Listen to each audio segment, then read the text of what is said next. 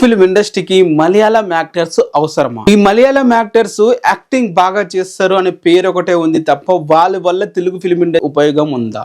మీరే చెప్పండి. మలయాళ ఫిల్మ్ ఇండస్ట్రీలో ఫహద్ ఫైసల్ అనేవాడు మన పుష్ప 2 లో యాక్టింగ్ అయితే చేశాడు.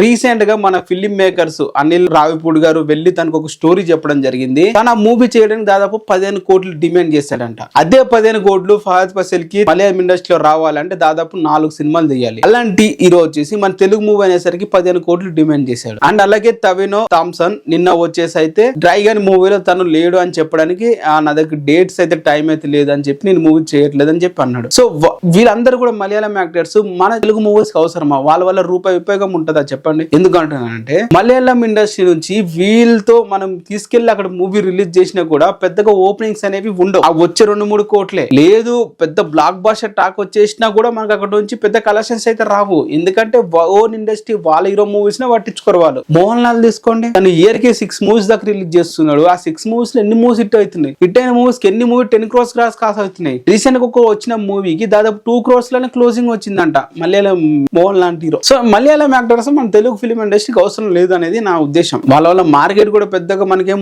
యూజ్ అయితే లేదు. సో మన తెలుగులో ఉన్న కొంతమంది యాక్టర్లను ఆడిషన్ తీసుకొని చాలా మంది టాలెంటెడ్ బయట ఉన్నారు, వాళ్ళని తెచ్చుకోండి ఈ నేను కోట్లు ఇచ్చే బదులు. సో అందుకే అనిల్ రావిపూడి గారు తనని తీసేసి మన కళ్యాణ్ రామ్ గారితో తీస్తున్నారు మన వెంకటేష్ గారి మూవీ. సో ఈ విధంగా ఈ మలయాళం యాక్టర్లు చూపించే దీనికి వాళ్ళు అడిగే రెమ్యునేషన్ కి అసలు సంబంధమే లేదని చెప్పాలి. మీరేమంటారు దీని మీద? కింద కామెంట్ అయితే చేయండి.